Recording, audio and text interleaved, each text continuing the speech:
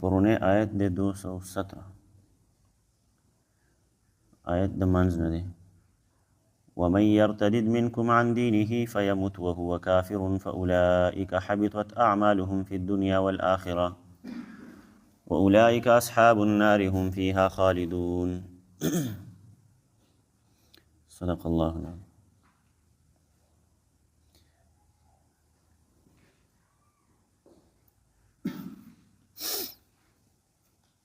په دغه پرونی سبق کې مونږ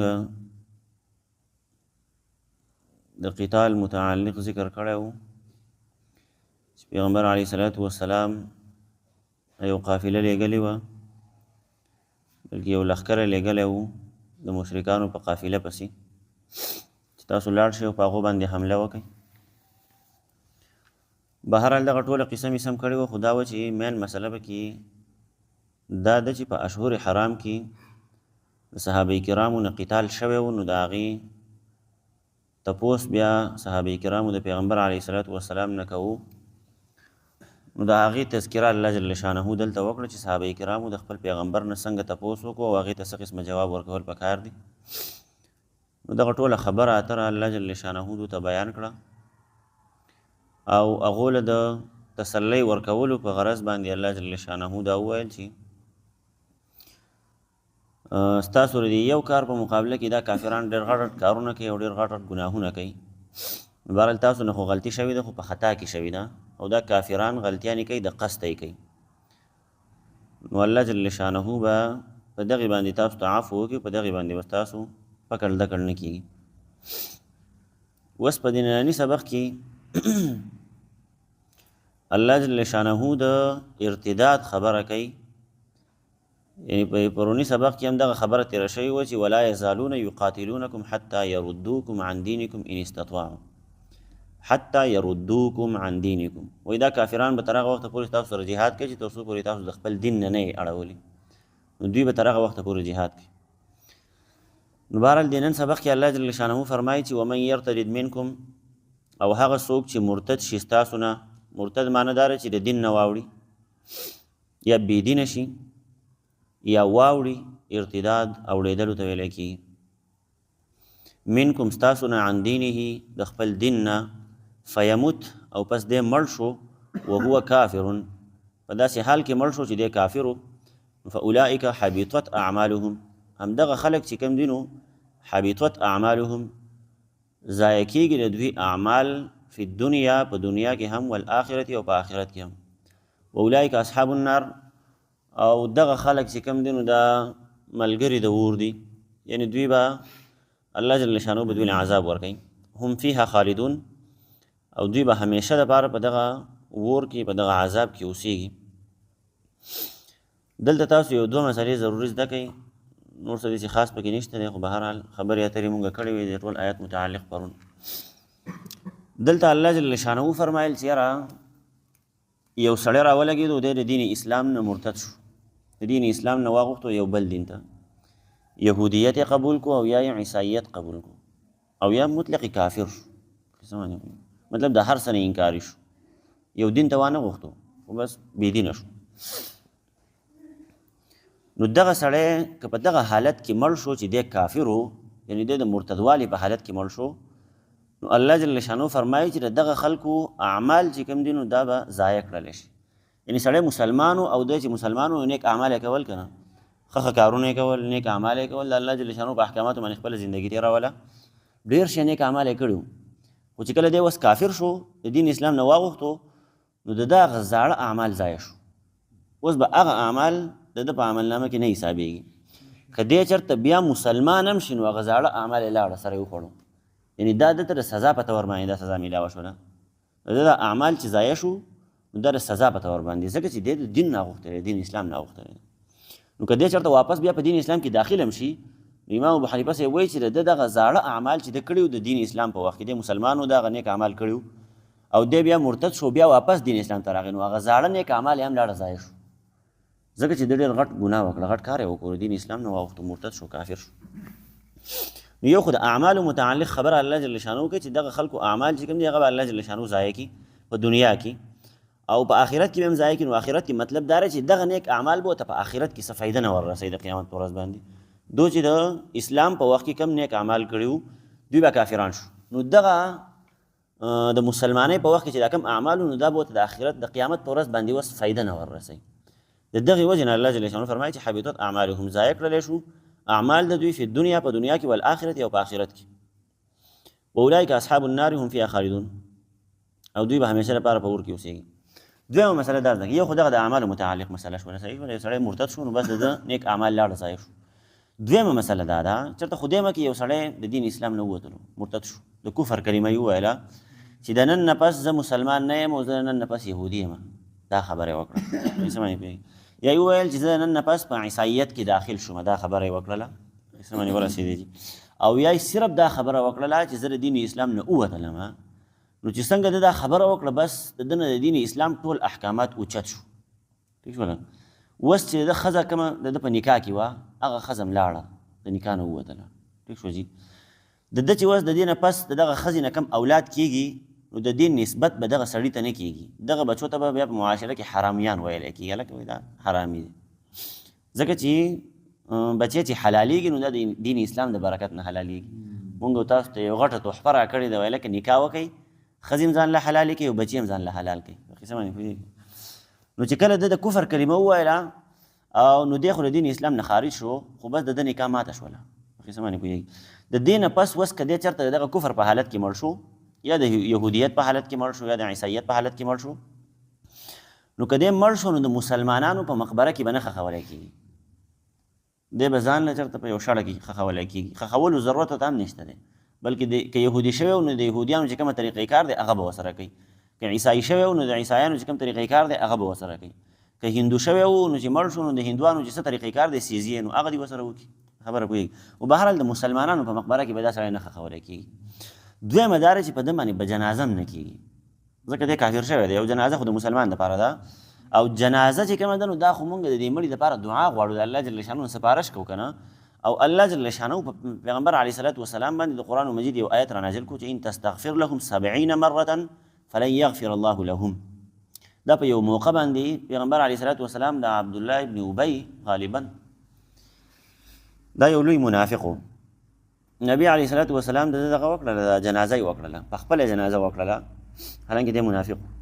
بیا نبی علیه صلات وسلام دله غسل هم ورکړو، صحابو ته یې حکم وکړو چې هلکه غسل راله ورکړي، راغه جنازه یې هم له په خپله وکړله. او کفن چې کوم د دې سړي کفن و نو هغه هم وله پیغمبر علیه صلات وسلام خپل څادر ورکړو، په هغې کې وله کفن ورکړو دې سړي له. جنازه وشوله، دغې نه پس نبي علیه صلات وسلام د ده په دې وجود باندې خپلې لاړې مبارکې هم راښکودلې د برکت دپاره که چېرته الله جل شانو د دې د برکت وبخي هغې څه ورسېږي. نو الله جل شانو په دغه موقع باندې دغه آیت را نازل کړو چې ان تستغفر لهم 70 مرة فلن یغفر الله لهم. که ته چېرته د دوی دپاره 80 مرتبه هم بخښنه وغواړې نو الله جل شانو درته بخښنه نه کوي. پیغمبر ولا 80 ځله بخښنه وغواړي بیا هم بخښنه نه کېږي. په خبره باندې دغه خو منافق و. به هر حال خو دا خلک چې کوم مقصودي خبره دا وه چې جنازه په دغه کافر په دغه مرتد باندې بیا نه کېږي، ځکه دا جنازه دعا غوښتل دي، د هغه دپاره سپارش کول دي د الله جل شانو په دربار کې. نو د کافر دپاره خو سپارش نشي کولی، ځکه دا قرآن مجید په صراحت سره دې نه نکیر کړی دی. هلکه تاسو به د کافرانو دپاره دعاګانې نه غواړئ، د هغو سپارشونه به د الله جل شانو په دربار کې نه کوئ. نو یو مسله خو دا شوه چې یاره سړی مرتد شو، خدای مه که چېرته مسلمان دې راولېږي مرتد شي، نو د ده نکاح ماته شوله، ښځه طلاقه شو په ده باندې، په قسم چې څنګه دی مرتد شو بس ښځه یې لاړه. دویمه دا چې دی که چېرته مړ شو دغه کفر په حالت کې نو دی به د ده به نه جنازه کېږي، نه به د غسل ورکولی کېږي، نه به یې کفن کولی کېږي، او نه به د ده څه ورته وایي د مسلمانانو په مقبره کې ښخولی کېږي. ټیک شوله جي؟ بله دا چې دی کفر په حالت کې مړ شو نو د ده نیک اعمال ټول لاړه ضایع شو، دا اعمال به اوس ده ته فایده نه ورکوي. ټیک شوله جي؟ بله مسله یې وایه لکه زه داسې موقع خو خیر نن سبا خو که سوچ وکړي که نه نو اکثر خلک د دین اسلام نه وتلي دي. ټیک شوله؟ ځکه تاسو ته اوس زه داسې الفاظ وایم چې تاسو ته پته ولګي چې هلکه دا خو ډېر معمولي خبره ده، په قصه پوهېږي دغه الفاظ درته وایم ما نه یرشي رایه دی. بله خبره مې دا کوله چې که چېرته یو سړی دغه شو مسلمان و او د حج کړی و، مثال په طور په ده باندې حج فرض و او د حج کړی و، او وروسته بیا خو دی مکه دی مرتد شو، دین اسلام نه واغوښتلو، نو د ده د حج د عمل چې کوم نو دا ضایع شو. اوس که دی چېرته د ارتداد نه پس بیا مسلمان شو او بیا دی په ده باندې حج فرض شو، په ده باندې حج واجب شو، نو دی به اوس حج بیا کوي، هغه زوړ حج د ده نه ضایع شوی دی، لاړو. یعنې چې څونه نیک اعمال یې کړي دي هغه ټول لاړه ضایع شو. په کیسه باندې پوهېږي. سړی به کافر کېږي څنګه، مرتد کېږي به څنګه، نو په دې هم ځان پوهه کوي. یو سړي ته چا وویل چې هلکه راځه جومات ته ځو مونځ کوو. خبره پوهېږي، دې خبر ته صحیح غوږ کېدی، ښه دا ناشنا خبرې. یو سړي ته چا وویل چې هلکه راځه په جومات کې مونځ کوو. ده ورته ویل چې دا مونځ پکې چا راوستی دی مړه. چې دا خبره یې وکړله دا سړی په ټکه کافر شو. ګورئ، او دا هسې ټاپه نه ده ښه. بعضې خلک په سوشل میډیا باندې ناست هسې ټاپې لګوي په خلکو باندې، وایي لکه لاړې ووتې دین اسلام معمولي مسلو باندې. خو دا معمولي مسله نه ده، ځکه تا د دین اسلام د رکن نه انکار وکړو، او چې د رکن نه د انکار وکړو خو لاړې. مونږ وایو چې هلکه په فرض کې په حج کې دې طواف زیارت پرېښودو نو حج دې ونه شو، ځکه هغه رکن و فرض و. همدغه رنګې د دین اسلام رکن دی مونځ. نو چې تا ته چا ووایي چې هلکه راځه مونځ کوو، او تا ورته وایي چې مړه مونځ پرېږده په مونځ باندې څه کوې، یا مونځ پکې لاس اچوئ، مونځ پکې چا راوستی دی. داسې قسم الفاظ دې وویل نو لاړې، بس د دین اسلام نه خارج شو، مرتد شولې. ټیک شولی. یا د قرآن مجید حکم دا دی چې یاره تاسو په کتاب الله باندې خپلې فیصلې وکړئ، خپله قضا هغه په کتاب الله باندې وکړئ، د الله جل شانه په دې کلام باندې وکړئ.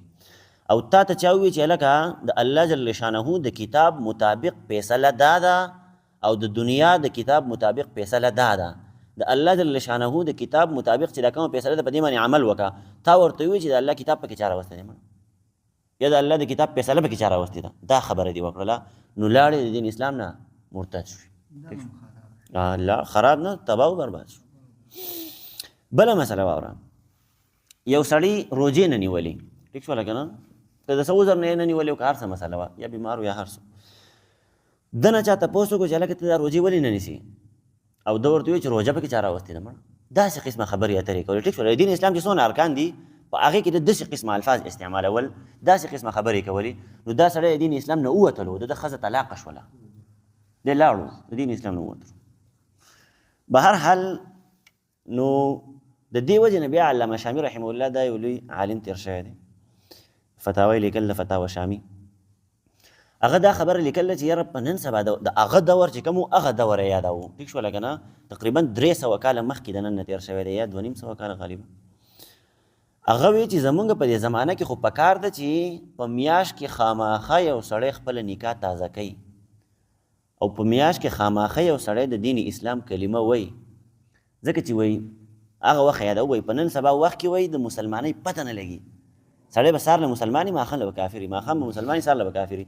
نو د دغې وجې نه علامه شامي رحمه الله وفرمایل چې پکار ده چې یاره کم از کم سړی په هره میاشت کې خپله نکاح تازه کوي، او کم از کم هره ورځ یو سړی کلمه د شهادت وایي یا کلمه وایي، په دین اسلام کې د ځان داخله د کلمې اقرار کوي، وایي داسې پکار ده، ځکه چې دا معمولي خبرې دي که نه، مونږ خو دا د خولې نه وځي، ناشنا بکواسات هم د خولې نه وځي، د قرآن مجید متعلق یا د منځ متعلق یا د روجې متعلق یا هغه احکامات چې دین اسلام لاګو کړي دي په موته باندې، یعنی بعضې څیزونه نه یې منع کړي، د شرابو نه یې منع کړي دي چې لکه شراب به نس کوي، او ته دا شراب څکې او حلال یې ګڼې، نو لاړې ته د اسلام نه ووتلې، ته کافر شولې چې شراب دې څکل او دا دې خیر چې دا حلال دي، نو بس دا سړی بیا کافر شو. خو که یو سړی حرام ګڼي او بیا یې څکي نو دا بیا ګناهګار دی، فاسق دی، فاجر دی، حلال به ورته نه وي. نو به هر حال دا څونه کارونه چې دي، دا څونه خبرې اترې دي، په دې باندې سړی د دین اسلام نه خارجېږي. د دغې وجې نه علما کرام وایي چې به یې خپل نکاحونه تازه کوئ موقع په موقع باندې، او دا سړی په خپله هم تازه کولی شي. بس ښځې ته وایي هلکه زه دې قبول یم، یا ښځې ته وایي مطلب ښځې ته وایي چې زه دې قبول یم، تا وایي چې هم قبول نه ما ته خپله ځواني ور یاده دغه قبول مبول پکې پکار دی. ښځې بس ښځه خپله ښځه ده که نه، نو سړي ته دې ووایي چې هلکه زه دې قبوله یم، هغه ورته وایي چې یا بسم الله قبوله. هغه یو مولا یو ویډیو مې کتله زه ناشنا مزاحیه ویډیو، یو مولا او سړي له نکاح تړله، هغه ورته وایي چې دا پلانکی لور دونه مهر په عوض کې او په نکاح شرعي محمدي باندې ستا قبوله ده او قبوله کړې ده، هغه ورته وایي اکسپټډ وایي اکسپټ کړې مې ده، یعنې قبوله کړې مې ده، په انګلیش کې ورته وایي. نو مولا ورته وایي چې ما تا ته څه میسج نه دی درلېږلی یا مې ته ریکویسټ نه دی درلېږلی د فیسبوک چې ته وایې چې اکسپټډ. نو بهرحال دغه معمولي خبره ده پکې، ټیک شوله که نه. نو خپل نکاحونه تازه کوئ، بهتره خبره ده، ضروري نه ده خو بهتره ده. او که یو سړي د خولې پر دغاغ هر ټایم کولاوي او دا وایي چې زما پته نه لګي چې د خولې نه مې څه وځي، ناشنا خبرې مې د خولې نه وځي دین اسلام متعلق. نو دله خو بیا خامخه پکار دی چې دی کم از کم په میاشت کې خپل نکاح تازه کوي د ښځې سره. ټیک شوله که نه؟ ځکه چې دغې نه پس تا کوم اولاد کېږي نو هغې باندې به کم از کم د هغه بل شي ټاپه نه لګي چې دا حرامونه دی یا حرامي دی چې صحیح بچي حلالي بچي پیدا کېږي. ښه نو اوس نن سبا ته سوچ کوه صاحب پوهېږي نن سبا کم دور دی. نن سبا خو ماشومان داسې ناشنا خبرې یادې کړي، ناشنا کنځل وایي او ناشنا بریږي او غټان خلک یې د اکثر د کاروباریان خلک یا د ډریوران دا ناشنا خبرې کوي. قسمونه خو ته یې سم نه ښکاري، قسمونه خوري، قرآن بس د دو مخې ته پروت هر ټایم په قصه باندې پوهېږي. او طلاق یې مخې ته پراته وي، په تا دې وایي ښځه طلاق او وایي طلاق دي، دا خبرې کوي. او په معمولي خبرو باندې په مخکې زمانه کې وړوکی وم زه ښه کافي وړوکی وم، چترال ته تللی وم نو واپس چې راتلم په دې ټاپ باندې به ګاډي راتلل، لوري ټاپ باندې زمونږ یو جیپ و، سور شانته جیپ و پخوانی. په هغې کې راتلم هغه ډرایور سره نو ډرایور د بل ګاډي والا سره شرط لګولی و. هغه موړونه دي چې په هغې کې پته نه لګي چې دا ګاډی پورته را روان دی او که ښکته را روان دی. ډېر زیات موړونه دي که نه، هغې کې د ښکته او بره پته نه لګي. تا حساب کړی دی هغه. نو د ډرایورانو په خپل منځ کې شرط ولګاو، یو وي دا ګاډی ښکته روان دی او بل وی پورته را روان دی، او شرط یې په دې خبره ولګاو چې هلکه په نرو خوړ کې به راباندې پنیر خوري که چا شرط وبیلو. نو قصه باندې پوهېږي. نو شرطونه مرطونه قسمونه طلاقونه دا د ډرایورانو ته څه نه. اوس هر یو ډرایور خو نه یادوم خو بهرحال بعضې پکې داسې او اکثریت داسې کم کوز داسې چې یاره هغه د بکواساتو نه ځان ساتي. نور اکثر مسلمانان بس پته نه لګي په بهر معاشره کې چې ژوند کوي، بازار دکان وغیره دې څیزونو کې، نو دا قسمونه او قرآنونه او طلاقونه دو بیخي په جب کې ځان سره ګرځوي. وایي لکه تا پلانکې کار کړی دی، دی وایي نه مې دی کړی، وایي ښځه یې د باندې طلاق وي، وایي او طلاق دي را باندې او کار به یې کړی. ښځه خو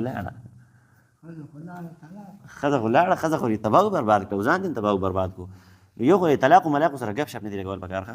بهرحال دا مسله چې کومه د ارتداد دا مسله سړی د دین او که نه پیغمبر علیه صلات وسلام فرمایي وایي زما د امت 3 شیان داسې دي چې هغه په رښتیاو کې هم رښتیا دي او په ګپ کې هم رښتیا دي. که ګپ کې دي هم دا خبره وکړه نو رښتیا ده. یو طلاق دی، یو رجوع ده، یعنې ښځې یو طلاق ورکړو بیا واپس ورته رجوع کې. نو که طلاق دی په ګپ شپ کې هم ورکړو نو رښتیا شو، طلاق واقع شو. که رجوع دی ښځې ته په ګپ شپ کې هم وکړه، یعنې یو طلاق دی ورکړی واپس تا له شریعت اجازه درکړله چې رجوع ورته وکړه. ټیک شوله که نه؟ د عدت د پوره کېدو نه مخکې ورته واپس شه، یعنې خپل لینډین ورته واپس برابر کړه. نو دغه رجوع که دې په ګپ شپ کې هم وکړه نو بس دا رښتیا ده، او نکاح که دې په ګپ شپ کې هم وکړه نو وشوله. ټیک شوله؟ بس اکثر نن سبا خو د سوشل میډیا دور دی، خیر په دغه کال مال باندې خو نکاح نه کېږي، خو اکثر یو بل ته ټلیفون کړی که نه داسې لګیا یو بل ته جنکۍ مینکۍ په لایو ټیک ټاک کې ناست دي، ویډیوګانې به تاسو کتلي ډېر ښه هلکانو سره لایو راځي او بس هلک ورته وایي دغه دی ده، جنۍ ورته وایي بس ځان مې ته وقف کړی دی، او یا ورته وایي قبول مې، او یا هلک ورته وایي قبوله مې، دا خبرې اترې کېږي. نو نکاح دپاره خو یو ځای شرط دی، یو مجلس شرط دی. لکه اوس موږ دې مجلس کې ناست یو نو پکار ده چې جنۍ وکیل دلته ناست یا د هلک وکیل دلته ناست چې ایجاب او قبول وکړلی شي. بهرحال دغه ځان له مسلې دي. نو بهرحال دې داسې قسمه خبرو نه احتیاط پکار دی ښه چې سړی په دین اسلام نه وځي. پیغمبر علیه صلات وسلام فرمایي چې د قیامت کله رانږدې شي په آخره زمانه کې به وایي داسې چلي چې سړی به سهار مسلمان وي ماښام له به کافر وي، ماښام به مسلمان وي سهار له به کافر وي. د څه وجې نه؟ خو د دې خولې د وجې نه که نه غول به خوري، خوشحال به ګړې وړې به وایي. نو دې نه ځان ساتل پکار دي ښه. بهرحال اولئک اصحاب النار هم فیها خالدون. په دې ځای کې الله جل شانه فرمایي چې دغه کوم کافران دي نو دوی به همیشه دپاره بیا په جهنم کې اوسېږي ښه، او د جهنم نه د وتو بس لار نه وي. ګوره کم سړی چې مؤمن لاړو او د جنت ته لاړو نو بس د ده زندګي هم مستقل د جنت زندګي ده بس، او یو سړی د کفر په حالت کې د دنیا نه لاړو نو دی کافر دی او د ده مستقل زندګي په جهنم کې ده، او دغه زندګي نه ختمېدونکې زندګي ده. ټیک شوله که نه؟ د جهنم زندګي هم نه ختمېږي او د جنت زندګي هم نه ختمېږي. ټیک شوله؟ دلته خو 10 کاله او 100 کاله او 1000 کاله او 2000 کاله او 1 لاک کاله او بې شمېره کاله په قصه باندې پوهېږي، یو کروړ کاله داسې څه حد خو معلوم دی که نه، خو د هغه زندګۍ څه حد نه دی معلوم، د جنت او د جهنم د زندګۍ د هغې څه حدود نشته دی، هغه نه ختمېدونکې زندګي ده. نو بهرحال د دغې نه دی الله جل شانه مونږ وساتي یاره خطرناک. نن سبا دغه مسله ډېره زیاته ده. اکثر خلک د دین اسلام نه وتلي دي، ملحدین شوي دي، ملحدین ډېر زیات دي نن سبا، الحاد ډېر په تیزۍ باندې روان دی، خلک د دین اسلام نه وځي او بیا دعوی هم کوي موږ مسلمانان یو. یو سړی د الله جل شانه د وجود نه منکر شو دی بیا هم ځان ته مسلمان وایي، نو زه خو پوهېږم نه په دې باندې چې دی کافر څه ته وایي بیا چې یو سړی خدای نه مني رسول نه مني کتاب نه مني نو دی مسلمان په څه شي باندې شو مسلمان خو نه شو که نه او بیا هم دا دعوې کوي خو دا کم خلک چې دې ملحدینو سره بحثونه کوي دا بېوقوفه دي ټیک شو لکه هغه ملحد ورته وایي هلکه وایي د خدای په وجود باندې راته دلیل ووایه او دا د لیوه بچی راولګي او دلیلونه ورته وایي نو هلکه دلایلو ته څه ضرورت دی په قسم باندې پوهېږي دا ټول کائنات د الله جل شانو د وجود دلیل دی که نه دا قرآن مجید د الله جل شانو د وجود دلیل دی زما او ستا د خپل وجود دا د الله جل شانو د وجود دلیل دی په دې کې دلایل ته څه ضرورت دی چې د کتابونو نه دلایل راوړو د قرآن په هغو د سره مني نه په قسم باندې پوهېږي خو په عقلیاتو پسې لګیا د عقل نه خبرې کوي بکواسات راکاږي زمونږ دا هم بېوقوفه دي چې یاره لګیا د دغه ملحدینو سره د دغه کفارو سره چې دو سره مناظرې کوي او بحثونه مباحثې ورسره کوي یو سړی نه مني بس ما منه ټیک ده څه مسله نشته ټیک شو حق الله جل شانه ظاهر کړی دی ثابت دی حق ٹھیک شو دین اسلام مکمل شوی دی هر څه واضح دي د دې نه پس هم یو سړی عمل نه کوي نه مسلمانېږي نه دي مسلمانېږي کافر دی لاړ شي دنیا نه ځکه هر څه ظاهر شوي دي دین اسلام مکمل شوی دی قرآن مجید شته دی کتاب پروت دی زموږ مخې ته د پیغمبر زندگی زموږ مخې ته پراته ده د پیغمبر احادیث زموږ مخې ته پراته دي د دې باوجود هم یو سړی نه مسلمانېږي او د دین اسلام نه وځي زر پیره دي وځي څه پوهېږي بهرحال بسم الله الرحمن الرحیم ومن يرتد منکم او هغه څوک چې واوړي منکم ستاسو نه عن دینه د خپل دین نه فیموت او پس دی مړ شي وهو کافر او دی کافر وي یعنی د کفر په حالت کې مړ شي فاولئک بس دغه خلک چې کوم دي حبیطت اعمالهم ضایع کېږي یا یې ضایع کړلی شوي دي د دوی اعمال یا ضایع کېږي د دوی اعمال فی الدنیا په دنیا کې والآخرت او په آخرت کې واولئک اصحاب النار او دغه خلک چې دي نو دا ملګري د اور دي یعنی ملګري د عذاب دي د جهنم دي جهنمیان دي هم فیها خالدون او دغه خلک به همیشه دپاره په جهنم کې اوسېږي صدق الله